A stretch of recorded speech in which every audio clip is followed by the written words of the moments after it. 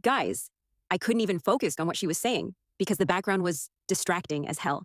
Let's get into it. I get it. It's easy to think that you would know exactly what to do differently in my situation. Y'all ever catch that show, Rich Kid Gone Skint? If you haven't, you should give it a look. So the show is basically what it sounds like. It's about people who are a little bit rich and more well off, going and staying with people who are more in that like poverty line. Poverty line. But what I find interesting about this show is that they'll, interview the people prior to going and staying with the people that they're gonna go stay with.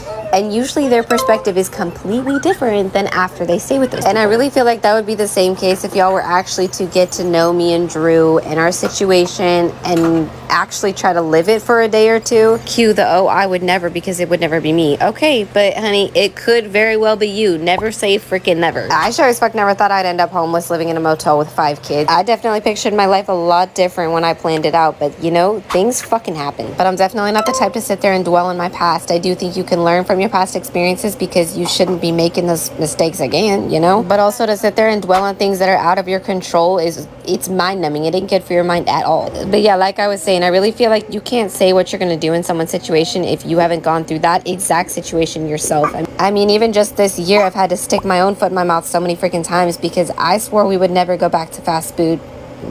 Food. I can't speak, but I'm not about to just keep doing this again and again. We wouldn't go back to fast food. We wouldn't go back to junk food, but it's been like a saving freaking grace to go back to convenient foods in this motel situation. No, that is not an excuse to be feeding my children junk. And for the most part, you see me cook, man. I just don't be posting a lot of my cooking videos because we're pretty much making the same thing on repeat because it's the cheapest thing to make. And that's the same with like people asking me why I don't post my content like I used to post, and that's just because I feel like I'm posting literally the same cooking video over and over, and I felt like I was losing a lot of the satisfaction I got out of making my cleaning videos because I'm just cleaning the same 5x5 freaking 360 loop. One thing I heard the other day though, and I feel like it's solid advice to live by, is start living the life you want to be living. Even if you're currently not living that life, be in that mindset that you already are. So keep cleaning that nasty motel room like it's your mansion, bitch. Keep making the same dinner of chicken, mashed potato, and broccoli like you're making it for a Michelin-star restaurant. And always keep the mindset that what you want and what you want to achieve is within you. Thanks for watching, everybody. Bye-bye now. She's back again with another long speech talking about that show, Rich Kids Gone Skint, and comparing it to her own life. She's saying people would see things differently if they lived a day in her shoes. Okay, fair, but why does it always turn into a 10-minute lecture? Then it's the usual lines. I never thought I'd end up homeless, living in a motel with 5 kids. Like, sis, you tell us that every park week. We know. She starts dropping her mindset talk again, going on about how you've got to act like your life's already how you want it. Meanwhile, dinner is the same chicken, mash and broccoli on loop. It's giving microwave MasterChef.